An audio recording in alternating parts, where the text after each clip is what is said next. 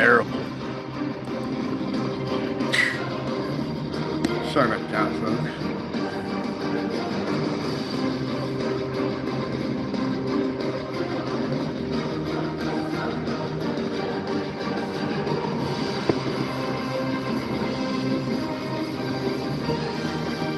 Howdy, ladies.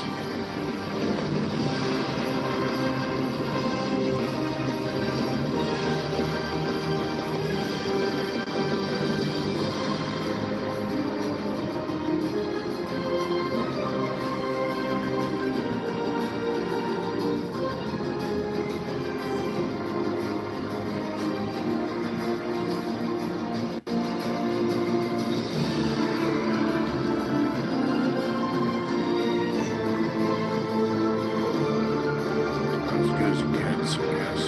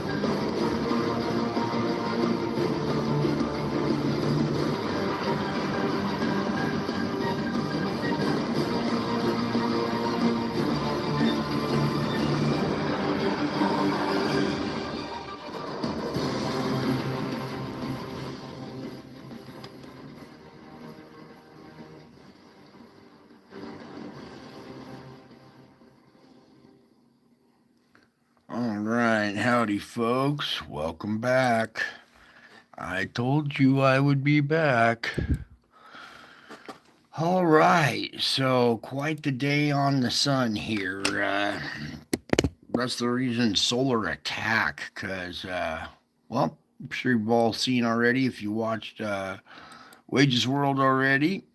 He did a good report on tonight, and there are multiple CMEs coming off right now. Several of them are heading our way, and we'll go to the tracker and at least track the ones that they got for us at the moment. But it's hard to keep track of how many are actually coming at us, so that's quite a busy day. There are probably 3 to maybe 4 coming our way. We'll see here in the coming days here as they get a little better handle on what's going on here. Okay. Excuse me. All right, there we go. So mainly a lot of this full halo coronal mass ejection event going on here. So let's catch the opening frame here. Back up just a tad bit. Let's get that music out of there. There it goes. All right. Oops, right there. Okay, opening frame. Here we are. July 27th, 2024. Let me start that again. And while that's going, take a moment to thank you guys for taking a moment of your precious time to be here with this precious family. I'm not going to go much more into detail anymore about that. I think you guys know what I mean. Okay. So, let's get started again. Catch that opening frame. And then we will, not much to dissect here. Well, I mean, as far as our objects. Okay, opening frame right here. Let me slide. And off we go into the wild blue yonder.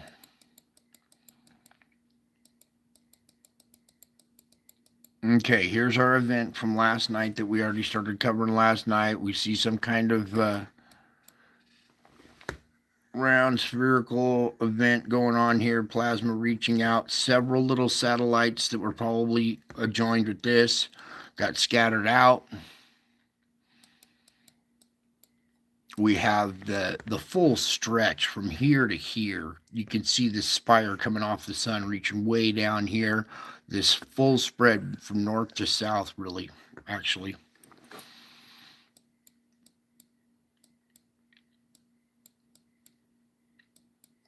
And then we have another halo CME coming out right here. This is one that's possibly heading towards us right here.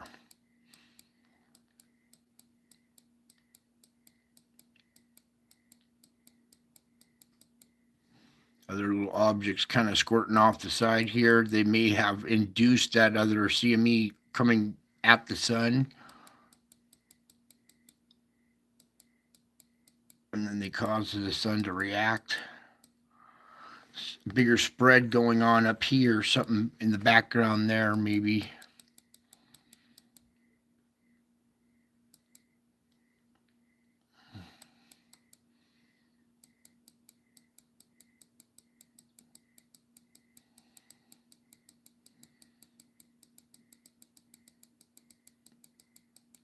Another little satellite or moon or something shooting off there.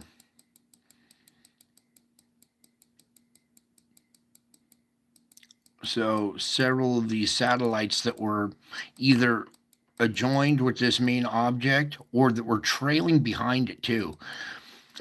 Think of a solar system that has, well, like ours, objects that have a close orbit, that are very close to the central main object, and ones that are further out in their orbit.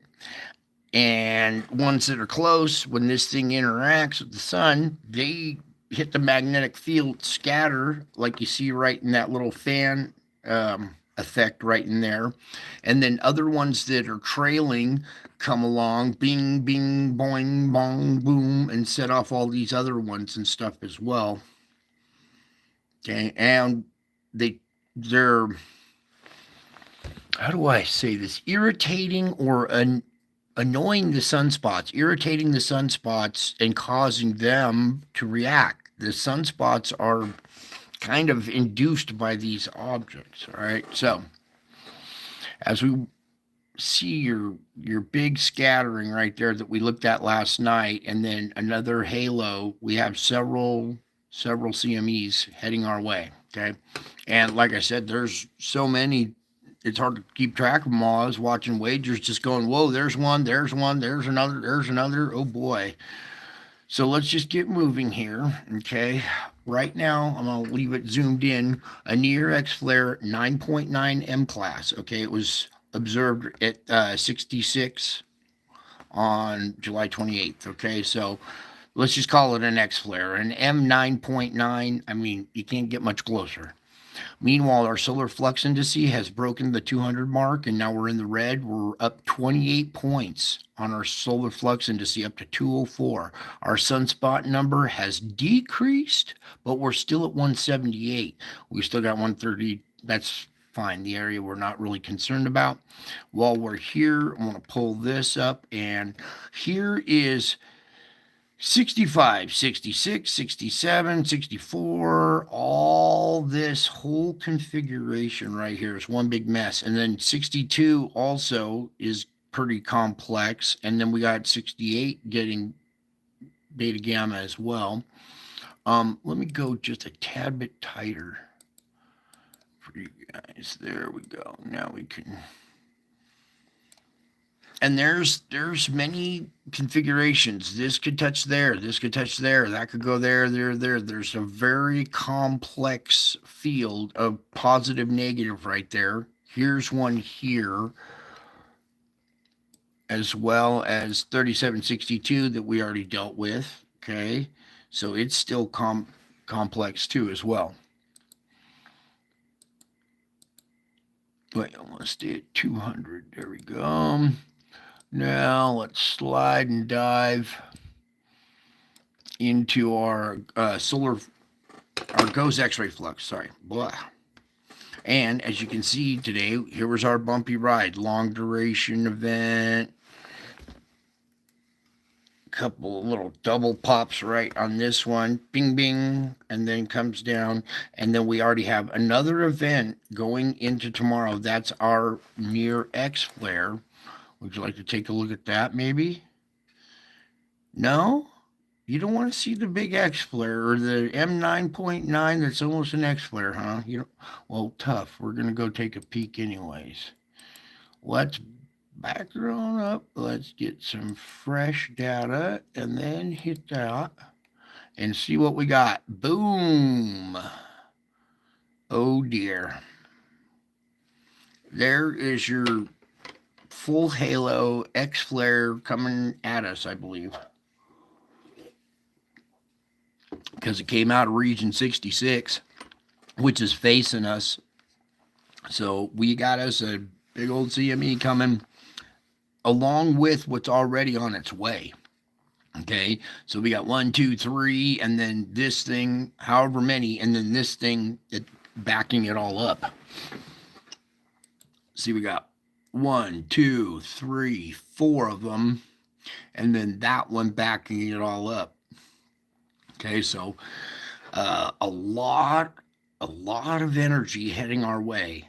Solar attack. Okay, now I'm a stickler for the geomagnetic storms and a lot of the absorption that we take on. Okay, because it gets translated down to the core, and that's not a good thing. We do not need to be taking on any more energy as it is. Okay, so there's that. Meanwhile, over here at our geomagnetic forecast, it's all clear for tomorrow, but July 29th, they're calling for G1. And then on the 30th, when we get this big flare coming, or CME coming, possible G2, maybe even higher. Okay. Now, our X flare potential has jumped to 20%. Okay. 5 more and it's in the red. M flare potential, 75%. Okay. We have had a jump in our main indices. We're up to 204. Okay, so the main average overall is a lot higher. Okay, and we almost had an X flare. Now, the M9.9, a 3.4, 2.7, 2.2, or 2.0, 3.1, and a 4.2. All of those are possibly headed our way because that's 67, 66, 62, 62, 66, 62, 66. Starting to see what I'm saying? None of these are backside or off the limb type explosions. They're all back to back to back to back to back to back heading our way. Meanwhile, as we look here, we had this little event right here where we took on some energy. Expect to see some, earthquake, volcano activity from that absorption. This as well. And then a couple of days now, when all this starts hitting, I'm telling you, it's gonna be on. You're gonna see an increase in earthquakes. We'll probably have a big quake from it or a big volcanic explosion because the earth will take on a lot of energy and it will bubble up from down below, trying to break free from underneath out through the surface, and that's when we get in trouble. Meanwhile, 62 is the beta gamma delta configuration. 66 is the one I'm worried about, and it's growing. Okay, that whole complex, 66, 67, 68. Okay, they're all right next to each other, and it's a big, it's like a complex in itself. Okay. Then we have 62, which is kind of rotating towards our IMF hookup. All right, so we got to watch out for that one because it's beta gamma delta and growing. All the sunspots did a major growth spurt. Let's open up the tracker here. Do a little track-a-lack in here. All right, they don't have the big blast on there from last night. That's okay. Everybody got to see plenty of that last night and over at wages as well. And I'm sure he covered this one, but we're going to take a peek too. Okay, this is going to be quite the blast when it hits here. Due on the 30th, between the 30th and the 31st, midday right there, okay? And as you can see, it's going to hit us square on the chin. Boom. All right. Not going east, not going west, not going north or south. It's straight on hitting us. Okay, also the density of the plasma they're projecting about 30. So that's going to be quite a hit. Also, the velocity is at about 500. So we're probably about 3 days, right around this time frame. Okay, in between the 30th and 31st. The weather on the 30th could be enhanced by a geomagnetic enhancement. Okay. So there's that. Everybody brace for the 30th. And that's just this one.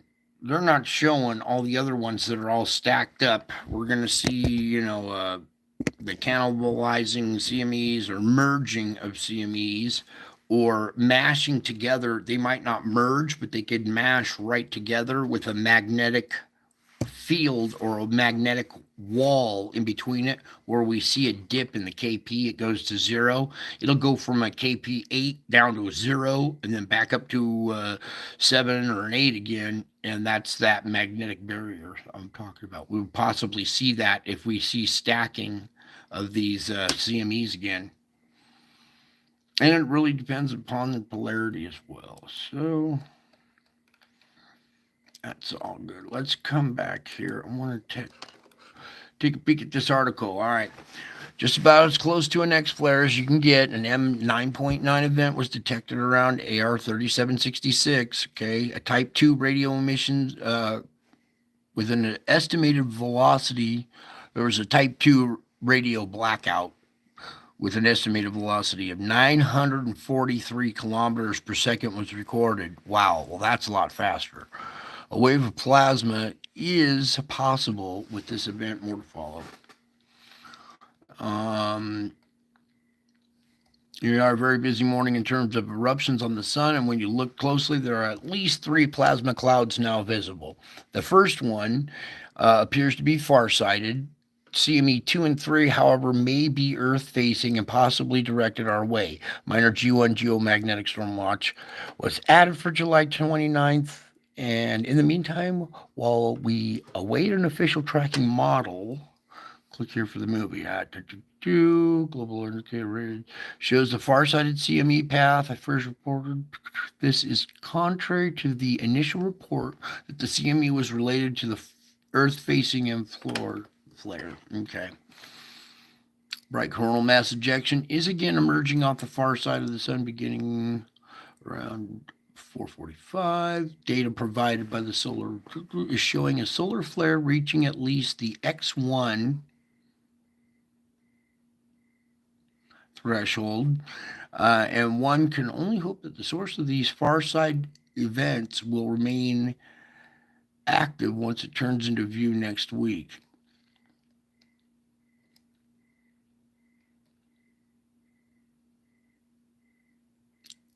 These were not far side events.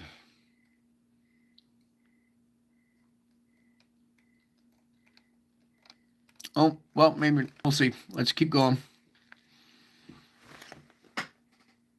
Okay, Geomagnetic Stormwatch G2, at least one CME is heading for Earth following a series of solar flares on the 27th. Forecast models are still preliminary, in part because multiple CMEs have emerged and must be entangled for proper modeling. NOAA forecasters are predicting a G2 type class geomagnetic storm on the 30th when the first of the storm clouds arrives. So, starting on the 30th, then we can see the stacking or the mashing together. All right, more CMEs are coming because today has been a busy day on the sun. 62 and 66 produced a series of M-class solar flares shown here in the intersect comprehension. We can zoom in on that real quick here. You go boom, boom, boom, boom, like this for you guys. All right. Yeah, see, these are on the Earth-facing side of the disk. We will be getting, effects from those.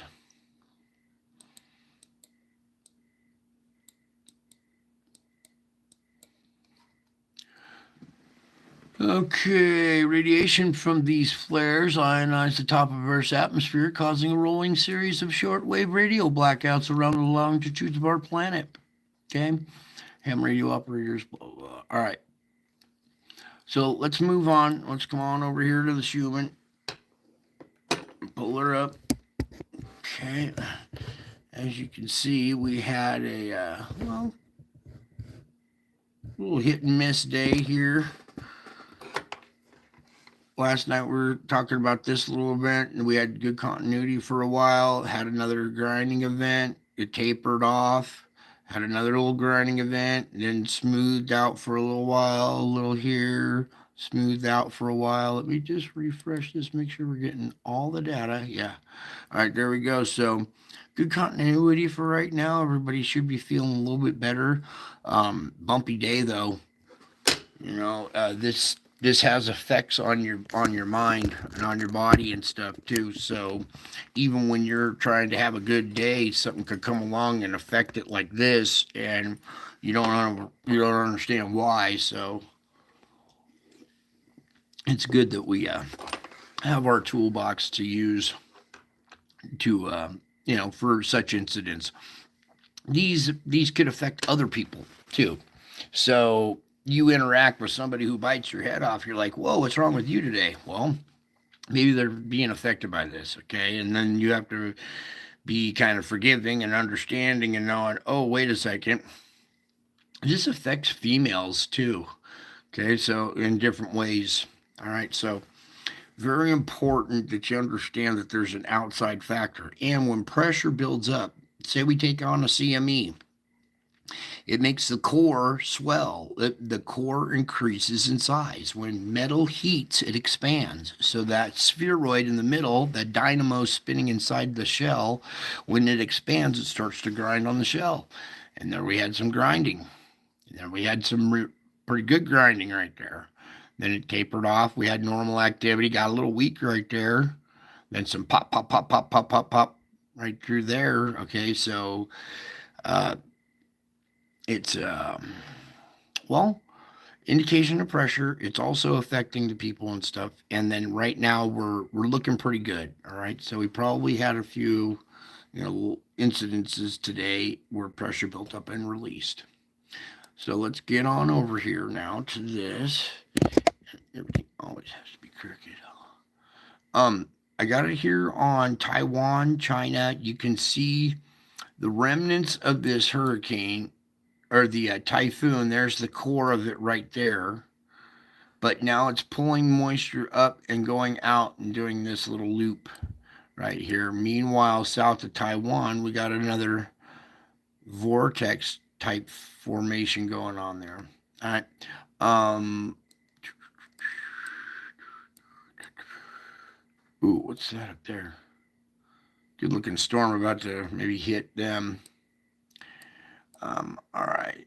Let's get over here to our sand.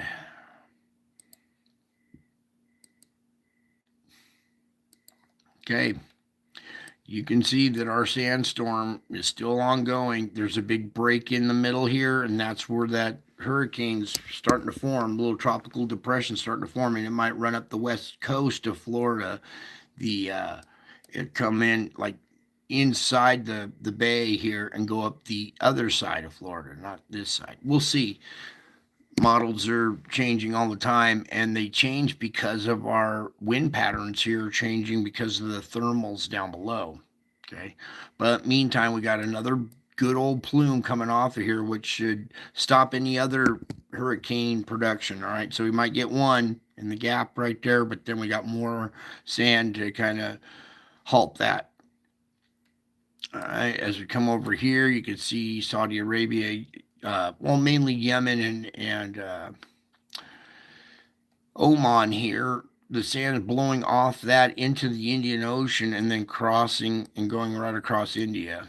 Okay, and then it's getting hooked up into there. We have a good sandstorm going up here by the Caspian Sea. Here's over here by the Gobi Desert. Oh, you got the notification late? I'm surprised you got one at all. I went on just a tad bit early too. That's my bad too. So there's your sandstorm event. Okay. And there's your gap right now. So that might cost us a little bit. We might get a storm form in between there. All right. Now, as we get over to the SO2 here, I want to do take the wind off there. SO2, sulfur dioxide. Sulfur dioxide. All right.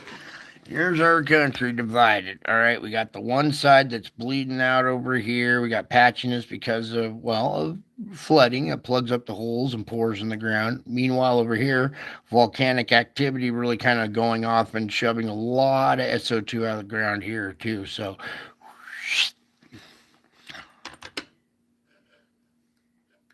it's like I got control of the weather or something, huh? All right, now let's move on over here.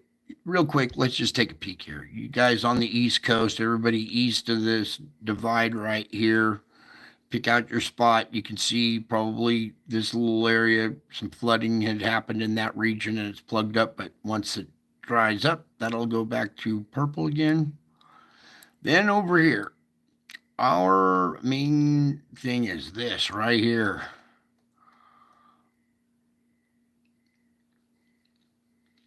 This is Mount Shasta. Here's Lake Tahoe. This is the top of the valley. And right up there is Mount Shasta. And it looks like it's spewing a bunch of SO2 right now. Actually, this is more around that Chico fire. Never mind. It's because, yeah, Shasta's a little further north up here. Yeah, this is that from that area around the Chico fire. Okay, that fire right there was probably sparked by an SO2 emission. And what we should do is go ahead and put on those fires and do a fire report as well. Because, yep, see that?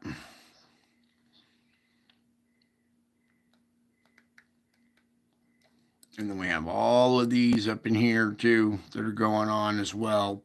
All sparked by the SO2 coming out of the ground. Super hot gas. It surrounds the magma down below, right? So when the magma is too thick and can't come up through the little pores, well, the gas, it can easily make it up through the little channels in the sand and the dirt, and it comes out through little pores and weak spots in the crust, and some of the spots are so hot that they spark fires. We're really seeing it up here in Canada and Alaska up here, and you see how it's having the same effect. And it's not that the fires are emitting SO2, okay, because they don't. Trees aren't made of sulfur, okay. This is sulfur dioxide. This is coming out of the ground. So you see some sites don't have fires. So it's not the fire causing the SO2, it's the SO2 causing the fires.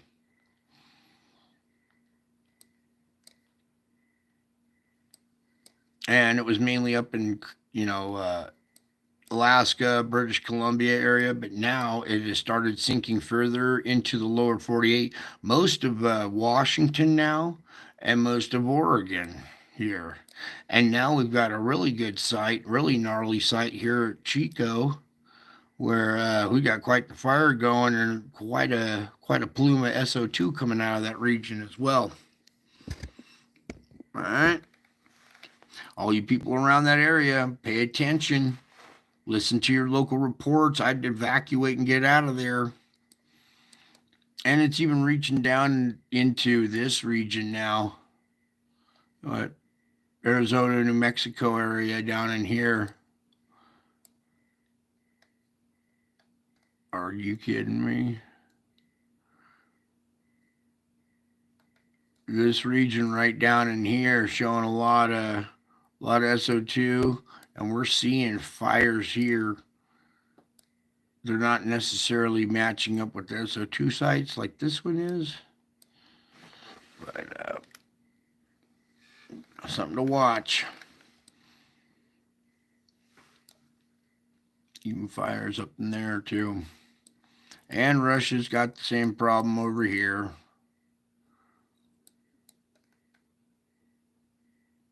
Okay, we're going to have a really bad fire season this year because we'll expect a bunch more now with more solar activity hitting us. That will cause the core to swell, the magma to swell. We'll have a whole new round of pressure, maybe multiple rounds of pressure. We might see a new volcano open up. All kinds of possibilities are going to happen here soon. So, not good. Wish we didn't have this really coming our way, but well, we do. All right, so that's good enough. Let's back on out. Turn off the fires now. All right, so I showed you America. Let's adjust for theirs. Daytime. All right, so they got issues over here still, pretty intense. India, Saudi Arabia, all of Europe has these little pock marks, and these little dots. There are 4 of these little dots one time along the Sierras, and it was either BP Earthwatch or Mr. MBB or somebody noticed them, and the whole YouTube community just went, "Ah!" And we all stopped and took a big deep breath. Is it the big one? Well, that was a few years back, and now look, it's all over the planet, and no one even bats an eye. You know, we're all looking at the political chaos going on, right? I'm not, but that's what's going on. All right, so here we are. Japan has their SO2 emissions going on. Korea having their issues. This has gone all the way up into this region. Okay. Then we come down here, check out Taiwan real quick here. It's got quite a bit coming out now. We haven't had a healthy quake there in a while. We had a little 4 the other day, but that's not enough. All right, so we're seeing a lot of SO2 coming out of the area because of, well, magma's pushing up on the ocean floor right next to it and stuff too. So, okay, we come down to Java, check on this island. It's pretty dark today. Got this dark patch up at the top too, so a lot of pressure going on. All right, and then I'm trying to get the right color without the wavy lines, and I have to sacrifice one for the other. There we go. All right, so there's Java, good indicator that we remember we used to do our little pressure chart or whatever, our own little made man thing. I'd say 7.5, maybe getting up towards 8. You know, we're definitely got a lot of SO2 emissions from pressure down below. Okay. And there's South Africa. Let me do South America real quick. Go back to our time zone. Okay, Fulcrum Point, nice and dark. Same with the other one over there. That one's pretty defined as well. So decent pressure in the region still. You can see that whole region just pumping out as much SO2 as it can. Huge plume right there. I wonder if this is sparking fires down here as well.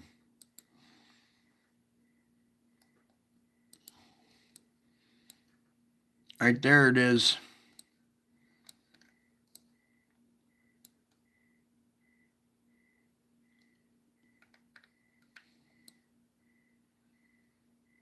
You can see this area too. Okay. So we're not the only ones experiencing fires from the SO2 emissions. Take them off now. Okay, now let's get on over to our, well, yeah, we can do that.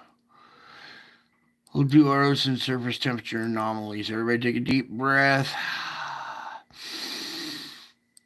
And here we go. Alrighty. So there's your Atlantic for the moment. This little pocket out here seems to have merged right now with that.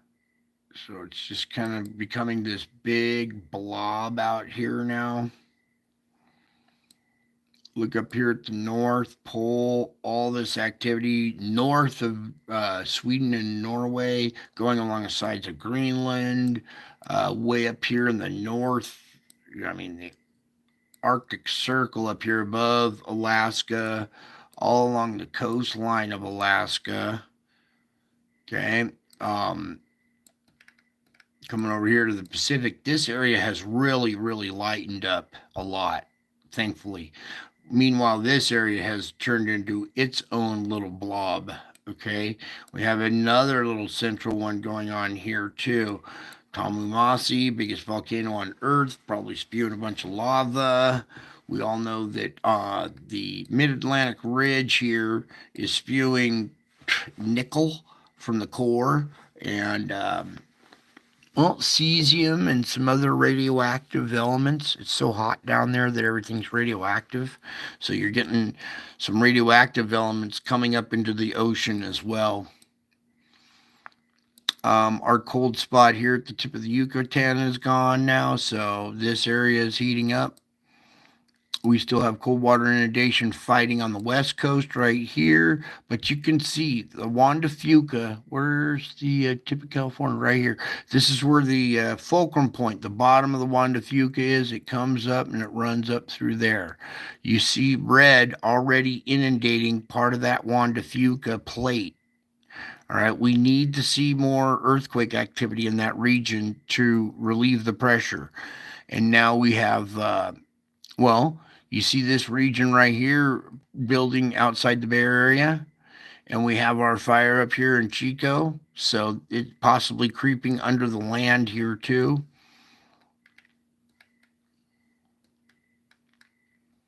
Possibly, we'll see.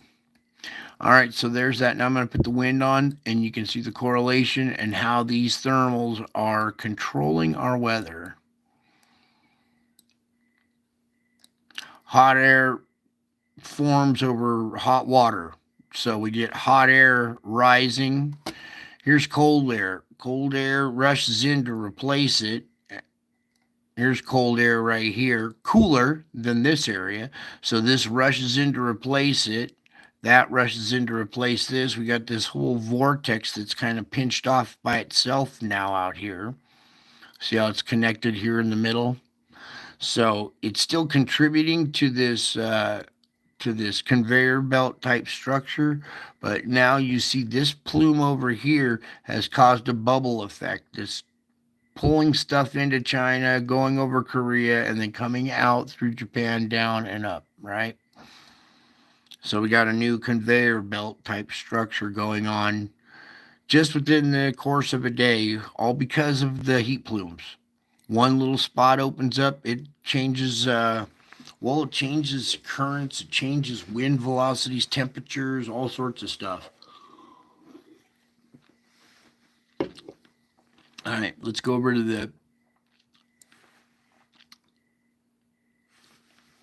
there we go. Your outside loop coming up through the Gulf, going right up through the middle of the states, over the Great Lakes and out. This inside loop just circling around the hot spot right there. You got this heat signature driving stuff up through here, driving it towards Britain and everything. It comes up against this. Look at this. This little structure right here has stopped everything from coming at Spain. Now, this little rotation right here has caused a wall that drives it down. Okay, now it's just this inside loop right here because of this little vortex that's off the coast of Portugal right there. This new heat signature here coming off the African coast is drawing stuff down and in. So we got all kinds of just different flow asymmetries because of hot and cold pockets. We still have this southern fetch pulling air from the southern hemisphere up into the northern hemisphere. Just wild. Okay, so there's your, I'm going to leave it sit there for a second so you guys can just kind of get used to the motion. There's your inside loop, outside loop, conveyor belt structure, thermally induced from magma ejection on the ocean floor. There's the one for the Pacific. It's conveyor belt type structure, whatever. Also, these things are standard surface temperatures. It's starting to match those now too. And as you can see, this big heat structure right here, you got to remember we got solar heating from the sun now adding to it because we're in summertime. So not only are the thermal plumes on the bottom, but sun, heating from the sun as well. Okay. And this purple water is usually down by the equator, not way up here. You see this right here is conforming, this air pattern is conforming to the heat signatures in the region. See what I'm saying? All right. Now over to here, we have this area has cooled off a little bit, even though we have that thermal plume coming in. I showed you it reduced. Well, look at the temperature reduction overall in this area. It used to be, look up here at this latitude, it's bright red up at this latitude right here. Then you follow that latitude all the way across, and over here, it's yellow and green. So we got a little reprieve right here. It's causing storms that want to come from the Pacific and across the country. It's causing them to turn and go down the coast and then back out. So the West Coast isn't receiving a bunch of weather off the Pacific anymore because it's all turning and going down and heading back out. Then we have a split where we have now this new weather pattern coming up from the Gulf, dividing the country in half right there, keeping everything on, this half of the country in their own weather system over here, and this half of the country in its own weather system over here, keeping this part clear and making this part very wet and stuff. So, all right, there it is. Go back to sea surface temperature anomalies real quick. So a big relief for the West Coast here, as far as that thing turning from yellow back to red. It's not even orange now, it's red, so it's a lot less intense than it used to be. But over on this side, not so good. Okay. So there's that. Let me get to the earthquakes now. You guys have been patient. Oh, you know what I should do? Take a little poll. Why is this lagging? All right, there we go. How many of you guys would rather just do spiritual report without all this? And how many of you would rather, or just here for the earthquake science reports?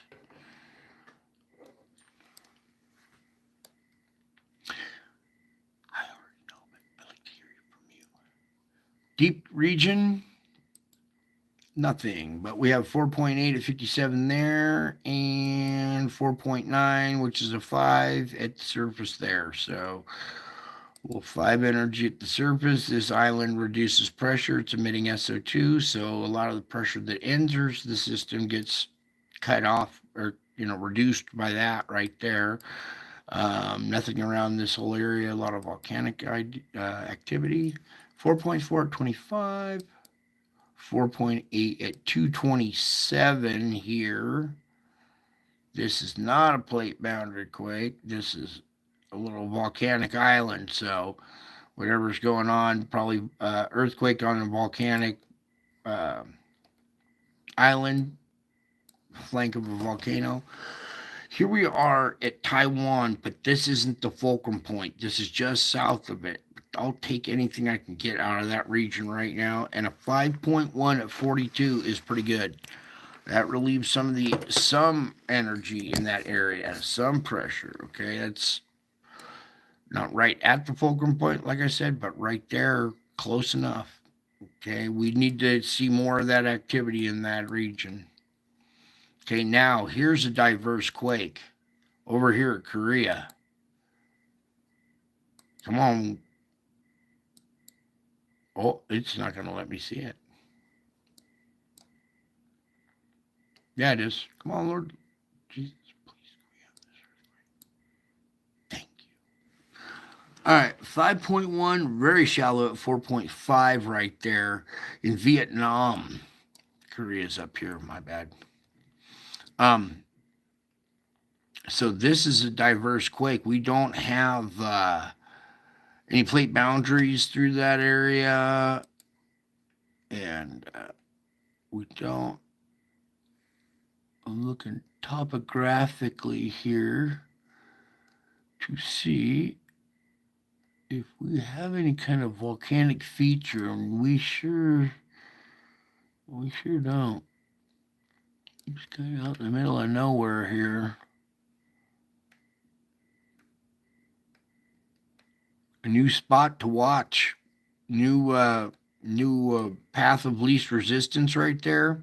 So here's another diverse quake because we don't see them very often in this region, and it's not a volcanic feature or plate boundary, fault line, or anything like that. So your odd quake right there, diverse quake. Fulcrum point 4.1 at 110. Here we go again in this area. 4.2 at the surface. It's third quake in this area now, so new little weak spot there. Boy, if we had pressure build up and then a big quake happen right there, that would probably change some stuff, huh? All right, 4.5 here off of Libya. Now, this is another diverse quake. It's not a plate boundary. It's not a volcanic feature. It's way out here in the water. I mean, we look around, there's no shelf, there's no canyons, we got way out here, but this is in the shallows out here, so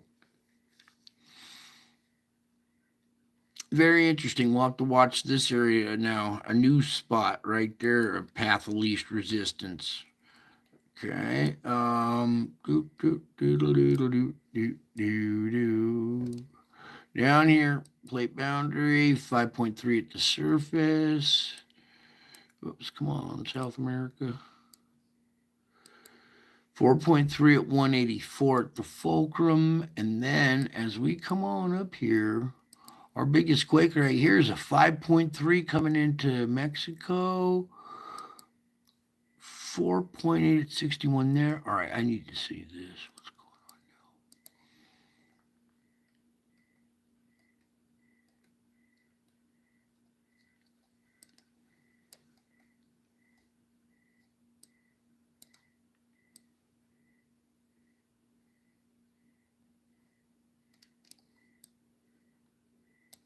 now?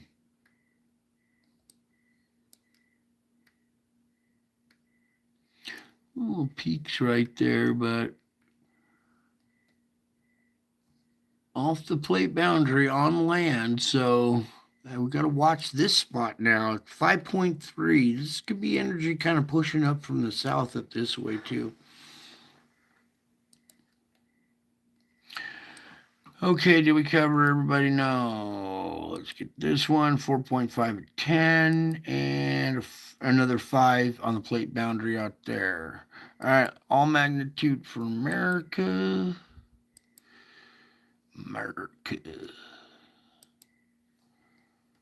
All right, as you can see out here, these little ones, little microquakes at volcanic islands, indication of pressure down below. We have little 3.5s here on the canyon or on the edge of the cliff there. Sorry, I'm just kind of flying through things today. That is a 4.3 down at 85 with a little tsunami warning. So they have a little 4.3 action going on there. Diverse quakes up here. Mid-range 3s. Inside fulcrum, there we go. 2.3. What was else up here? 2.3, and what's this current? 1.2. All right. So our biggest quake right here being the 4.3. There's some decent energy up there for a moment. Coming down into the Seattle area, good little micro quaking through here finally. Little release of pressure, much needed in that region right there. That's good. No quakes at Rainier today, but over here at St. Helens, a couple of little ones. Yeah, they're just small ones, but they're indication pressure down below. When you see earthquakes on the flank and at the summit of the volcano there. Banks, Oregon.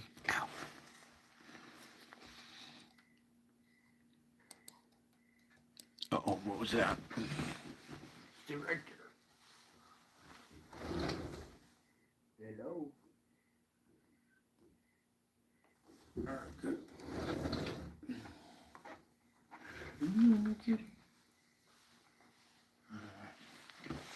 We got critters out here, so I just gotta make sure. I'm not killing my chickens. 2.1 Fernley. All right, good microquaking all down the coast here. We have Fulcrum Point pushes in inland right here. It's really small. But geysers doing their job. A couple of North Bay quakes are really small. This is a 2.6 down in Rock, California. And at the very bottom of the valley is a 2.1. A lot of microquaking through there, so that's good. Relieving pressure. What was this out here? 2.1. Oh, that's right. And up here, really quick. 2.6 in Montana. Again here in Texas. Okay, so many perforations in the crust here that we see a lot of pressure being released here. There's your 4.5 down 3. That's very shallow. So we had a 5 here. Here's a mid-range 4. What was the other one that's here? 2.9. All right. And over here, 3.2 in New Mexico. This little flurry of 2s and 1.5s out here.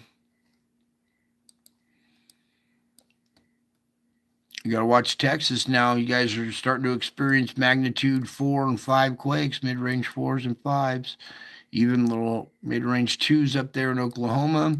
Here we are over on the, 2.5, on the New Madrid here with a 2.5 and a 2.3 on either side of this hump right here. So one on the inside and one on the outside of it. Nothing up through there today. Okay, watch New Madrid area. When we get pressure, sometimes that place rocks a little bit too. And now everybody in Texas, be on alert when we get pressure. You guys can see quakes there now too, okay? So there's that. There's your quake report. Magnitude check, 3, mid-range 3. So still slightly elevated in that region. We did check that one. Okay. So, yeah, that was it. Real quick check on Hawaii, too. Still microquake. Well, these are 2s and 2.1s. And so not microquakes, but decent little quaking activity here, relieving a lot of pressure that area because it's plugged up.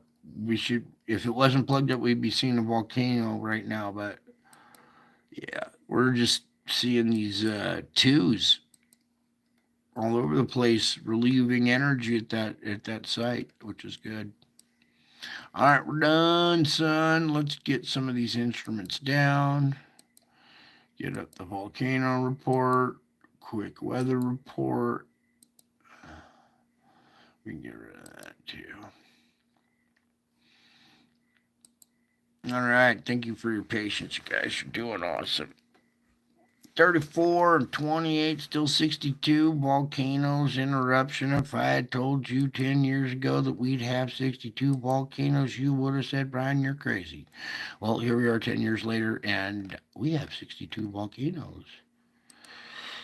And yes, I am still crazy. Crazy for you. Ebico, 13,000. Wow, out of Ebico, huh? Ebico. You say tomato, I say Ebico. 7,000 out of Ibu, 10,000 out of Luatobi. Semeru had 15.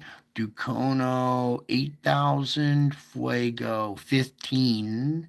Nevada del Ruiz back on the map with a 21,000-foot blast. There's some pressure being relieved right there, too. Sangay, 26. That's pretty elevated. And Reventador at Ecuador back on the list, 14,000. There's some pressure being released right there. Sabancaya 22, and that was just in the last few minutes. We got the 27th, which was today, is now yesterday, to go. Look at that map. That's a lot of volcanoes. Campo Alegre, a new swarm of earthquakes has started at the caldera. 6 earthquakes have been detected so far, the largest with a magnitude of 4. Okay, Bizamani, not identifiable. Sakurajima, flight level, 10,000 right there. Ibu again, 7,000, there it is. Luatobi, 10,000. Semeru, 15. Marapi, 11,000. Ducono, 8,000. If you added up all these thousands and came up with a 1.5 million number or something like that, we should run get a total of all the thousands, put them together and compare. Well, yesterday we were at 1.5 million feet.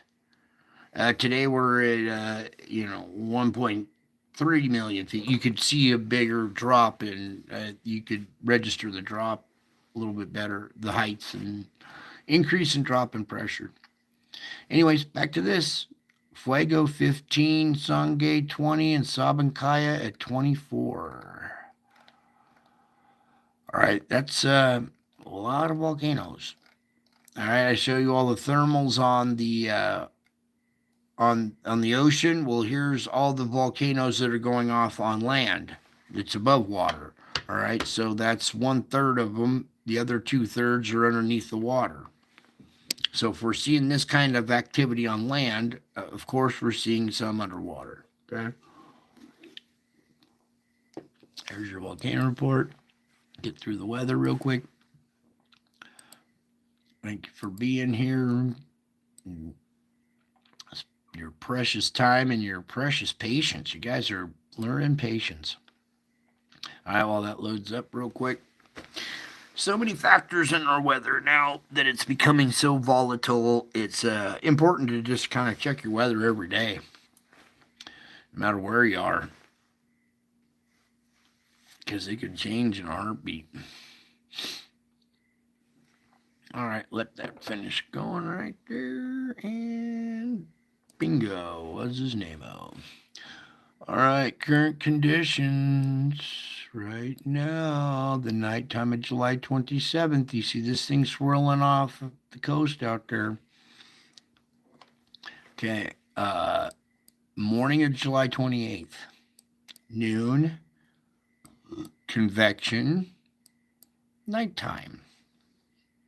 Back up. A little bit of convection right through here in Minnesota. And then it goes severe at night right there. So even reaching back into South Dakota there. All right. And 28. Well, depending on if we have any geomagnetic activity on that day, we're supposed to be pretty good on that day. The 30th is the day I think we're more concerned about. Moving on. Morning of the 29th. Residual, noon, convection, nighttime. All right, here we go. The 30th. Here's where you can see possible enhancement of the morning of the 30th. Noon, convection. So here at convection, you can see possible enhancement right there. And then nighttime. All right, so we're talking, well, the Kentucky area, back into West Virginia, possibly a little bit, maybe up in a little southern Ohio, just this whole area right in this area. Okay, so hopefully it's not too much of a geomagnetic storm and it doesn't do too much enhancement there, but that's the nighttime of the 30th, and then it should be over. That's the morning of the 31st, noon, convection, nighttime. Morning of the 1st, noon, convection, nighttime. Morning of the 2nd, noon, convection, nighttime. Morning of the 3rd, noon, convection, nighttime. 4th, convection, noon, convection, nighttime, nighttime of the 4th right there, still in Minnesota. Morning of the 5th right there, noon, convection, nighttime. Morning of the 6th, noon, convection, nighttime. 7, noon, convection, nighttime. 8, convection. Wow. All right. This low right here, you see how it's making this comma shape type storm? That's what we usually see down here in the lower 48 happening now up here in Canada. Watch as we go, boom. See it rotate and start to get really organized. And then bam. And that's a convection right through all the way down this tail right there. That'll be August 8th. That's way out into the future. That'll change. But this type of event is a good model of the new weather patterns we could kind of see here in the summertime with these lows forming way up here in Canada. And then as they sweep moisture that's coming up out of the Gulf, okay, because we got this stream of moisture that just keeps running up through here, cold air rotating is going to grab that and do this effect. That could be devastating right there.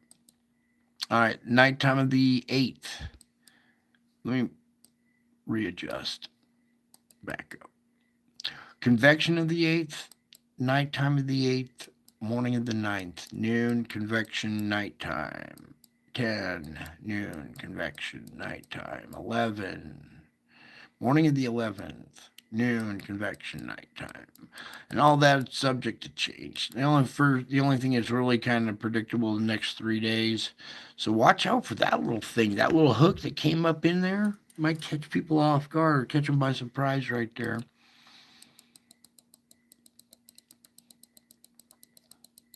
The main ones are going to be for like the next 72 hours. This little thing coming up, possibly hitting there. And then our severe weather here, the nighttime of the 28th. Okay, so tomorrow night, right there. Little morning residual, possibly. And then that's about it. Until this event on the nighttime of the 30th with our potential with the enhancement right there. Okay, so that'll be the second event, and that'll be the first event to watch here. Okay, nighttime of the tomorrow night, and then the day after tomorrow night, the night of the 30th. Okay, so that's it for all that. Now let's get you guys going on the spiritual report here. I already got some stuff pulled up here. Just a quick little reminder, this is that black spheroid. This is what it looks like when the sun interacts with it. Okay, boom. That was a good capture. It was back on the 9th or whatever. Okay. All kinds of interesting things I've captured. This face right here is interesting.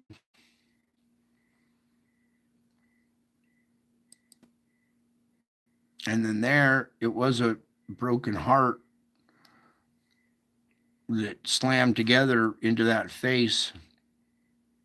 See that? Do you see that broken heart slammed together into a face? It's a new spiritual entity that was formed from a broken heart,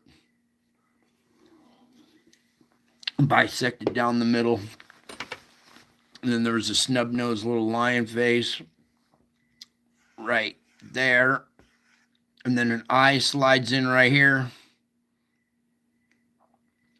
All kinds of crazy stuff. Boom. This one was fun. The Tom and Jerry mouse pulling this guy's eyelids up, making him see, giving him eyes to see. And when he does, he sticks his tongue out. Okay, this one was cool too. This is the Revelation 12 baby labor pains. You see this little alien type creature right here. She's giving birth to the son. There's this midwife, like Rugrats cartoon character type midwife right here. And every time the sun moves or whatever, her mouth opens and her eyes open, she screams. And she's like, ah, ah. All right. Other interesting ones were this one, the big bad wolf turning into that little Lucifer face there. Okay, all this activity going on in your clouds. A lot of these storms have huge faces on them, and you don't even know. I see them roll in. I watch these storm chasers chasing storms, and these storms got these big old faces on them that are looking down and growling at them, and it's just like, what? That's crazy. Also, this lion face. Can we have that one, please? Hello. The two eyes, the nose. You can see the whiskers here. This lion face right there. And there's another image of it.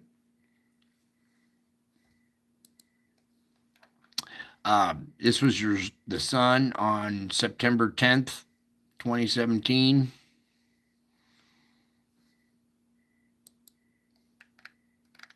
And then, oh yes, this one. Okay, hopefully you guys can see the angels that are bowing in the background here. Can we go? We can't zoom in on that one, can we? Because it's good. But now we can go like this.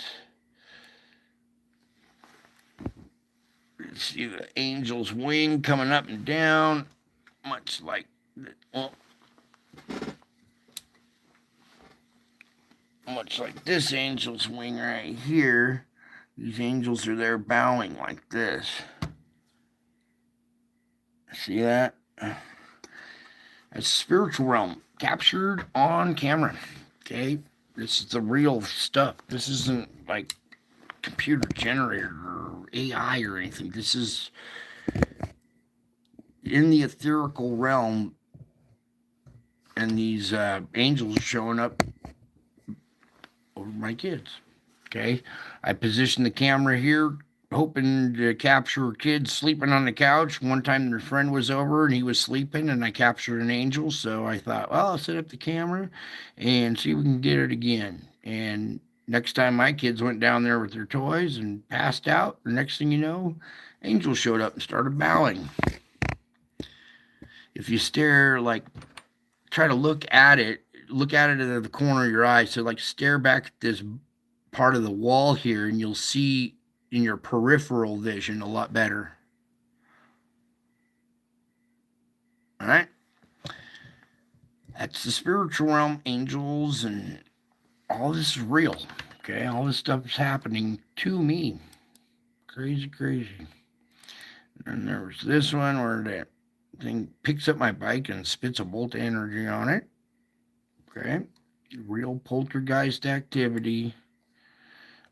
There's this angel right here, foot of my bed, reaches over with this wing over here. You see the wing coming up and going down, heads right around this black area right here. Other wing comes up and goes down there. But with this one, it reaches over to my head and flicks something away, flicks another thing away, and then a halo forms over its head. It shoots the halo to me. It bounces off. He hits it with his wing and hits it back to me. Pretty crazy stuff.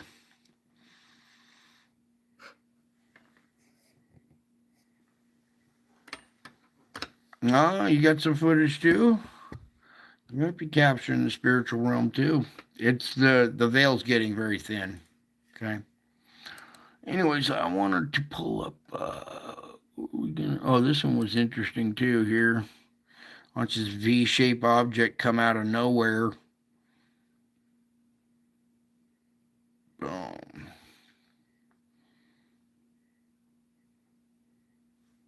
Victory, baby. Victory.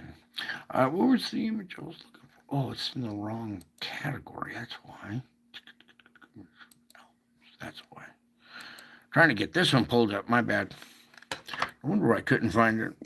Searching around the wrong category.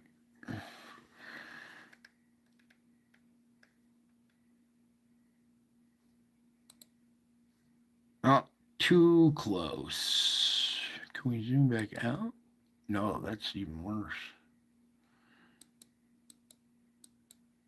No, let me just go back like that right there. They're better when they're compressed like that. Because it's in a different dimension. It's like too big for your eyes to see. If you could step outside of your body and walk like a mile back from where your position is and turn around and get the perspective from a mile back, then you could see this stuff. But it's like in a different dimension that's outside your perspective. Until you take these images and compress them, the whole screen is compressed down to this little square now, and it comes out a lot clearer, doesn't it? Yeah, let's get the wavy lines out the way, and we'll get some uh, darken it a little bit. All right, there you guys go.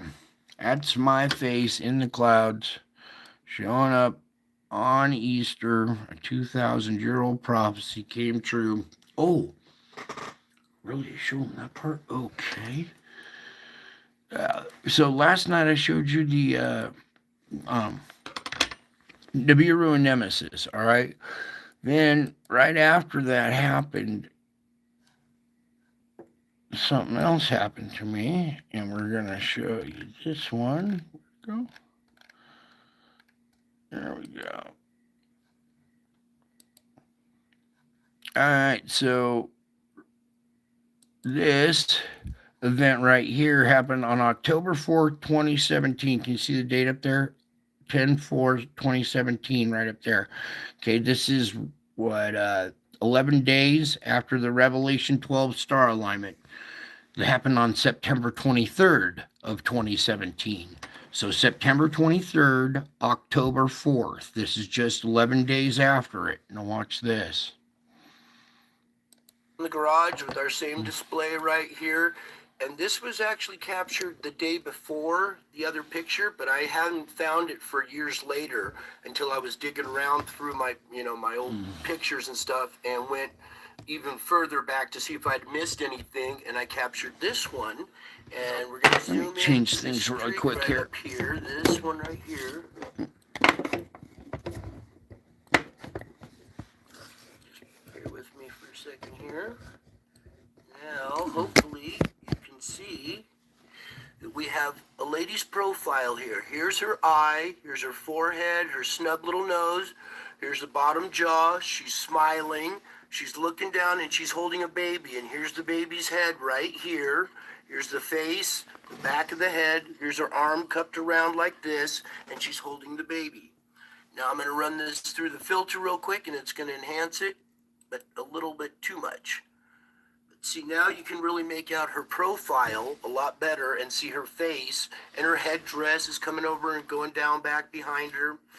And you can still make out the baby's head right here. And maybe if I pull back a little bit, there we go. And this was captured on October 4th. So this was about 11 days after the Revelation 12 sign. All this stuff started happening to me just prior to the Revelation 12 sign, and then right after it. So it said the woman was about to give birth. Well, it looks like maybe she gave birth, and here's the little baby being caught up to God. All right.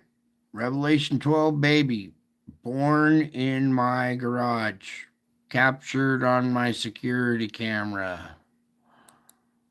Then the next night, after something happened, whatever this thing did to me, then I produced the video, the Nemesis, the wake-up call video you saw, and then this. After that, I went out to the garage because I was a mess, and I started praying, and then this was captured. Through some of the old photos and running them through the filter, and this was one of the first ones that I had ever captured. And what's going on here is I'm here on my knees. I'm crying and screaming and praying, all three at once. I was in some extreme anguish. A paranormal traumatic event happened to me, something so unbelievable you guys wouldn't believe it, so if I told you, so I'm going to show you instead. So in this image here, I'm sitting here praying, and Mary's head appears right next to my head, and we're going to zoom in on this. You can't go in too tight on it, but she's looking down at my head this way. Let's see, there's pretty good. And you can make out her eye and her nose coming down, her shawl coming over, and it's in shadow right here. This is a shadow of the inside of her shawl going over her head like this. Here's her eye, her nose, her other eye would be on the other side there. Okay. You can't go in too tight on it. And then also is this white ball with an eye in it, this white orb with an eye in it. Okay, and that's not all, because over here in this corner up here is an angel, the silhouette of an angel with his wings spread, with his back to us, standing in a shaft of light. Here's his head, there's a glow over the head, the wings are extended, and there's a feather coming off. The last feather coming off is crossing over these brown roof tiles in the background here. And you can make out there's an angel right here, and you can even see his head right here. Okay.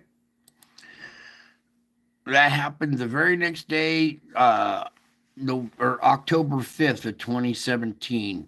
This is actually an anointing ceremony. Going a little bit tighter. So there's the angel with his back to us and his wings spread. Yeah, you can see a lot better with the filter. Before it was really faint and it was hard to see. Same with this. This came out a little bit better here. Yeah, there's Mary looking down at my head because I was in anguish. I mean, what happened to me was just... All right, so there's that. Now, let's go back and we'll... just one more real quick. I'll just show you this little angel too.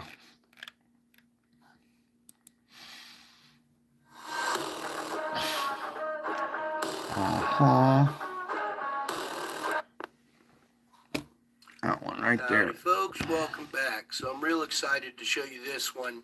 This is an angel that was captured on my security cameras, and now I've run it through the filter here. So if you turn your head to the right, that's too much. 45 degrees, you can make out the head, the hair, the breasts, it's a female, the torso, the waist, the legs coming down here, a wing coming off here, a wing coming off over here. And we'll zoom in on this real quick because this one's nice and clear that you can. Okay, and this is an angel that was caught hovering in a shaft of light over this sleeping child down below here. So. Okay, so let me back up to the right there. There's this black couch that my son's friend was over sleeping. Camera captured this angel hovering over this sleeping child. Beautiful image right here. This should bring you a little bit of peace and hope a little bit right here. This is real image, real security camera. Okay. Also back here in the back, there's a little demon face back here, kind of looking at this kid.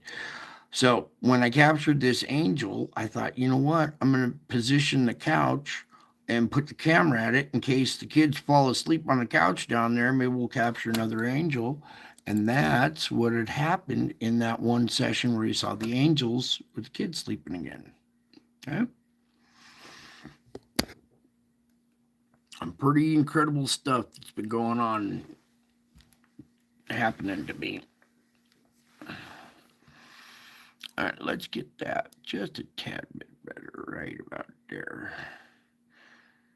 It's important you guys get that image stuck in your head. That's your foundation right there. That's your rock on which you build, okay? And that you can fall back on and rely on. All right, so we have that one. We have this little angel. Now let's pull up the heart one because that one's just too special.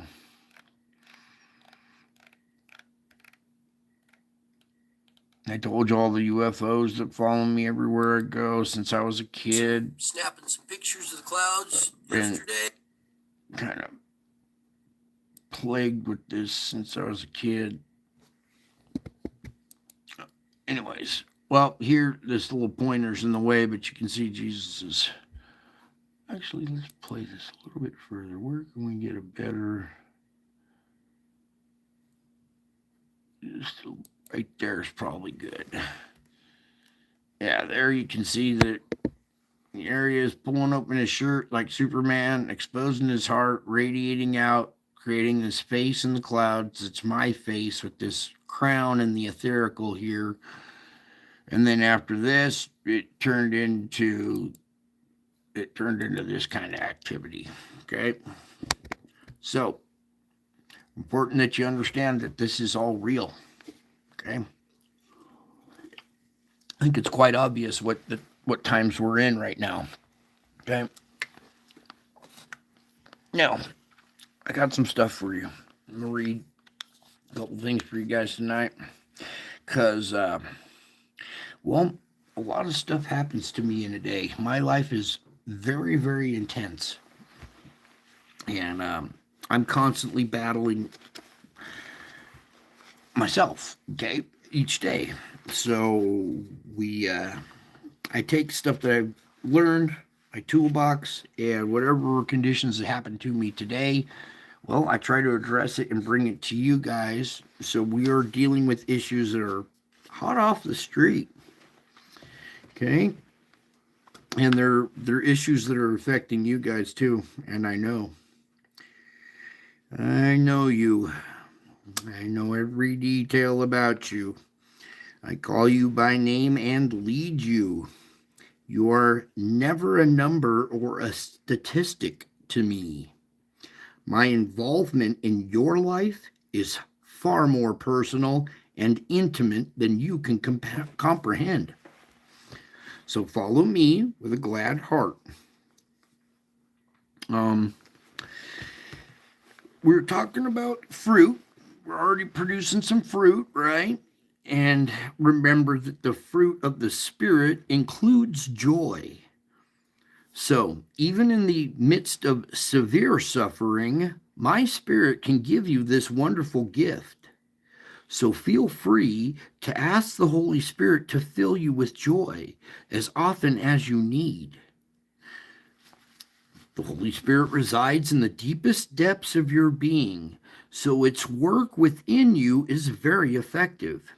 You cooperate with the Spirit by saturating your mind with Scripture and asking the Holy Spirit to illuminate it to you. One way the Holy Spirit increases your joy is to help you think my thoughts. The more you see things from my perspective, the more accurately you view your own life. Aha! You haven't been accurately viewing your life. But the more you see things from my perspective, the more accurately you get to view your own life. You need not only to know biblical truth, but to tell yourself the truth over and over each day. That's the salvage work. You're having problems. Jesus help me. That is saturating that's each day telling yourself the truth over and over. You know that each day has its battle of its own. You're going to need help. So when that moment occurs, you ask for the help, you get it, and you're producing fruit of the Spirit now. So you really need to know biblical truth, and you really need to tell yourself those biblical truths over and over each day. Because the world continually assaults your mind with lies and deceptions. So you must be diligent to recognize falsehood, dispel it, and replace it with biblical teaching. The most glorious, life-changing truth is the gospel. Okay? The most glorious, life-changing truth is the gospel. Because it describes my character. So when I show up, then you will know and you will have a life-changing truth. I died to save all who believe in me. I have risen and I have come again. So rejoice in me always. And the only protection I need is from you, McAfee. There we go.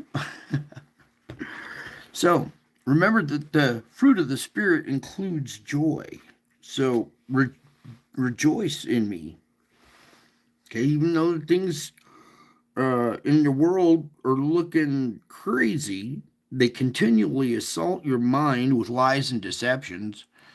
How much did you plug into the lies and deceptions today, huh? Yeah, I know what happened. I saw it all. But the world continually assaults your mind every day, and you have to be diligent to recognize the falsehoods. Now that you see the truth, you can see through all the falsehoods now. You can see the media. You can see what they're doing, how they're trying to take us to war, what their agenda is, too. I want that one down below a little bit better. Oh, well. Okay, so it's important that you see things from my perspective, because the more you see things from my perspective, the more accurately you view life. You don't get suckered into their lies and deceptions so easily now. Ooh, yes, yes, yes. So we're talking about joy, and well, one of the most joyful things is hanging out with me. So to enjoy my presence more fully, you need to think less and less about yourself. Now, this is not an arbitrary demand, it's the secret to living more abundantly. What's the secret to living more abundantly? Thinking less and less about yourself. You see, self-forgetfulness is a delightful way to live. Try to become aware of how much time you spend thinking about yourself. Take a look at your mind's contents. And though your thoughts are not visible to other people, unless you choose to share them, I see each and every one of them. So when you realize your thinking is unworthy of me, make every effort to change the subject. If you're struggling with a self-centered idea that reoccurs again and again, try connecting it to a favorite scripture or a brief prayer. That's what forms the bridge for your attention. It forms a bridge away from, this forms a bridge for your attention away from yourself and towards me. Okay? So when you're getting wrapped up in your own head and your own thoughts, well, you use that bridge and take your attention away from that and toward me. Simple prayers like "I love you, Lord," or "God grant me the serenity to accept the things I cannot change," can quickly direct your focus to me. If you have to repeat this process many times, don't be discouraged.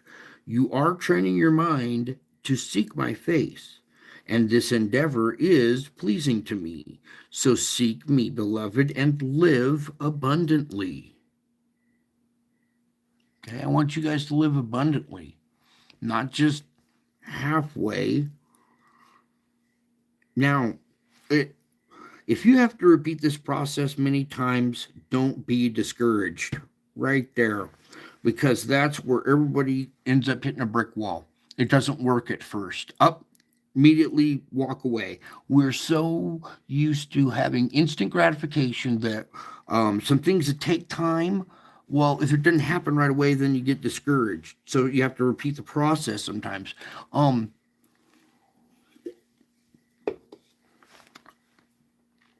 God's testing me in ways that are way beyond I thought I even knew. I used to be patient. I used to be tolerant. I used to have all these qualities that I'm being retried and retested again in ways that pushing buttons that I never knew I had, right? So, um, I say a lot, God, grant me the serenity to accept the things I cannot change. And if you have to shorten it to God, grant me the serenity. God, grant me the serenity. God, grant me the serenity. Lord, please, Jesus, grant me the serenity to accept the things I cannot change. And if it doesn't work right then, do it again until you've calmed down and you realize it's something that I can't change. So why am I tripping about it if I can't change it, right? It's those prayers, God, grant me the serenity to accept the things I cannot change, courage to change the things I can, and the wisdom to know the difference. I know it sounds like an AA prayer, but it is a real prayer that works because you are asking for serenity. You want serenity because there are things that are out of your control that are bugging you. So, God, grant me the serenity to accept the thing I cannot change. I have to say it several times a day myself, okay? And several times in a row until it works. That's why you have to repeat the process many times. And if it doesn't work right away, don't be discouraged. Just keep going and train your mind to seek my face during that endeavor. So you close your eyes and you picture this image that you've seen a lot of. It should be imprinted on your brain. You should be able to close your eyes and see that image and go, God, grant me the serenity to accept the things I cannot change. And if it doesn't work on the first one, keep doing it. Keep doing it. Seek my face. This endeavor, it's pleasing to me because it's hard. It's hard to do. And if you're working hard to do something for me, that's pleasing. I am worthy of all your confidence, all your trust. There are people and things that deserve some of your confidence and trust, but only I deserve all of it. In a world that seems increasingly unsafe and unpredictable, I am the rock that provides a firm foundation for your life. More than that, I am your rock in whom you can take refuge. For I am your God. You must not let your circumstances define your sense of security. Though it is natural for you to want to be in control of your life, I can empower you to live supernaturally, resting in my sovereign control. I am well-proved help in trouble, and I'm always present with you. I help you face unwelcome changes and even catastrophic circumstances without fear. Do you hear me? I help you face unwelcome changes. I help you face catastrophic circumstances without fear. So, instead of letting anxious thoughts roam freely in your mind, lasso them by voicing your hope in me. Then bring those captive thoughts into my presence while I will disarm them. I will disarm them. Bring me those captive thoughts. I will disarm them. Whoever trusts in me is kept safe. I should close with that right there. That should be it. What else, Lord? You said more? Yeah. Okay, yeah, one last one here too. We'll wrap up with this because I am the joy that no one can take away from you. Savor this wondrous gift. Savor it. It's better than gold. You are secure for eternity. I am the joy that no one can take away from you. Only you could throw it away. I suggest you don't do that. Savor the wondrous of this gift. Spend ample time in my presence. Rejoice that this blessing is yours. I am yours for all eternity. Yay, rejoice. This blessing is yours. I am yours. Many things in this world can bring you pleasure for a while, but they are all passing away because of death and decay. In me, you have a matchless treasure. Joy in the one who is the same yesterday, today, and forever. No one can take this pleasure away from you. For I am faithful and I never change. So, whenever you feel joyless, the problem is not the source, me, but the receiver, you. So when you feel joyless, it's not me, it's you. You may be focused on other things, either pleasures or difficulties in your life, that you're neglecting your relationship with me. Okay, we're so centered on the pleasures and difficulties that we neglect the relationship. So, to remedy this is twofold. Remember that I am your first love and seek to put me first in your life. And second, ask me to increase your receptivity to my presence. Back here. Ask me to increase your receptivity to my presence. If you're questioning if I'm him or not, ask the Holy Spirit.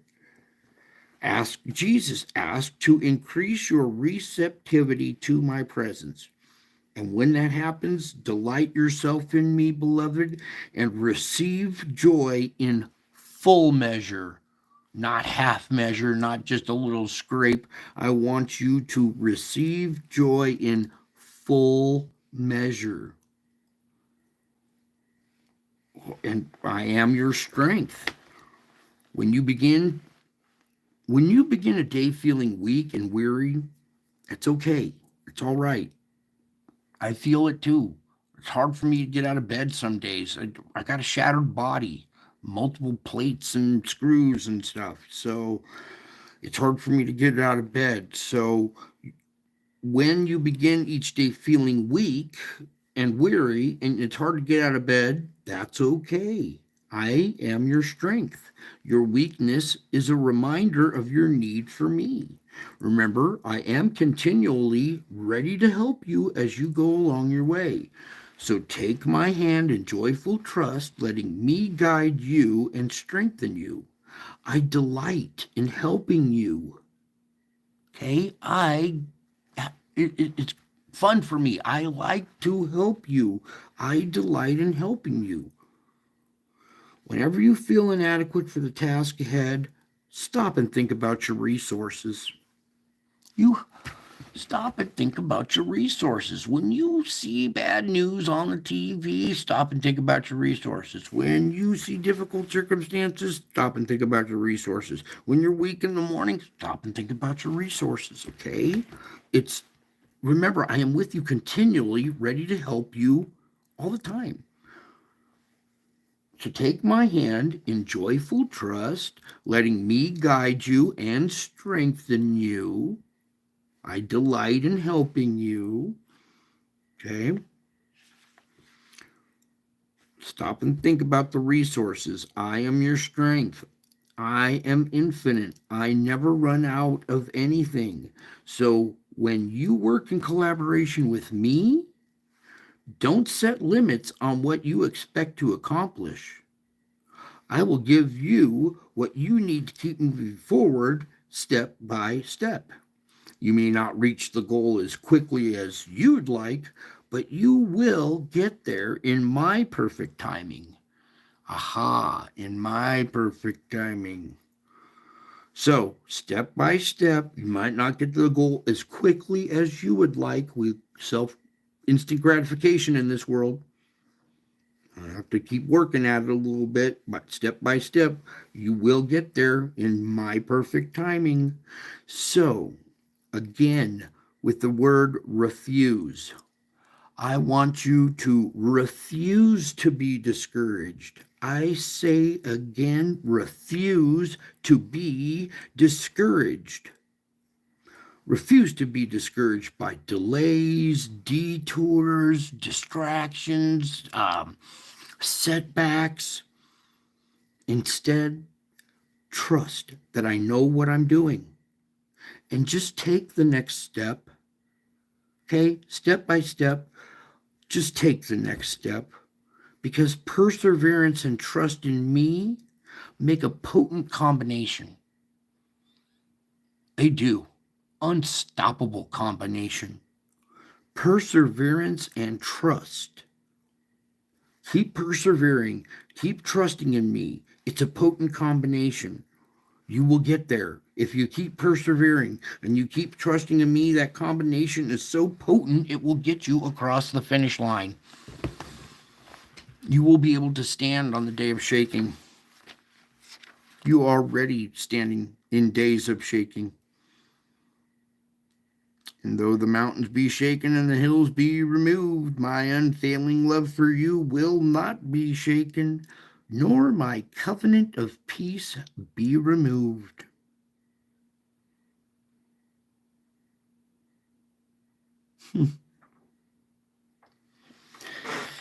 Oh, that was it for tonight.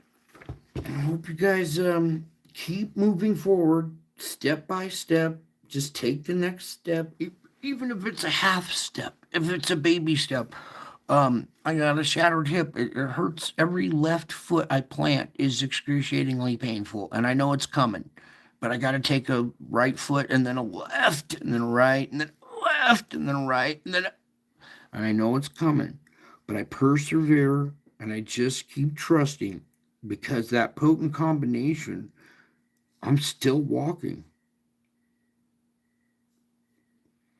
I can still keep moving forward step by step. They're little baby steps, they're painful ones, and especially in the morning, getting out of bed. Oh, but that's your reminder that you need me continually, and I'm always there ready to help. Okay? You're supposed to take my hand in joyful trust, not regretful trust or well, in joyful trust, letting me guide you and strengthen you. So many days I ask for strength. Lord, give me strength every time before the show. Lord, Jesus, I ask you give me the strength and courage to do this show. I ask you, Lord, you give my audience the strength and courage to endure the information that I am dropping on them. I actually pray for my audience before the show every time because it's that important. You guys, I want you to refuse to be discouraged. Okay? You know what's going on. You are here. You hear my voice, see my face. There is no reason for you to be discouraged by delays, detours, distractions, or anything. Okay? I know a lot of things are discouraging. But when you view them from my perspective, they don't have to be discouraging. I'm your strength. You know that it's all because of me. So, when you feel inadequate, stop and think about your resources. You guys hit the jackpot. You guys hit the jackpot. You guys hit the lottery, baby. You hear spiritual lotto winners right here. I am the joy that no one can take away. That's it for tonight, you guys. I love you. I sure miss you guys. I'm so thankful that you guys are finally getting it, and a lot of you are practicing these disciplines and finding the peace that transcends your circumstances. You're practicing these tools, taking your toolbox out on days that need salvage work. Not every day does, but some days, most days lately, they do. You know, partway through the day, there's something that happens, either Schumann resonance or somebody said something, blah, blah, blah, and you have to do a little salvage work and recuperate your day. Take a minute. Jesus, help me. Grant me the serenity to accept the things I cannot change. Take a moment to calm down, touch base with me, and then go back to your life again. Remember, you're just a spiritual warrior out there kicking ass in the spiritual warfare. Okay? You guys are doing awesome. I am so grateful and I'm so thankful that you're receiving the peace. Okay? All right. That's it for tonight. I love you all. I miss you all. Until my next show, I will be back. I am already back. And I'm still to come, too. Bye.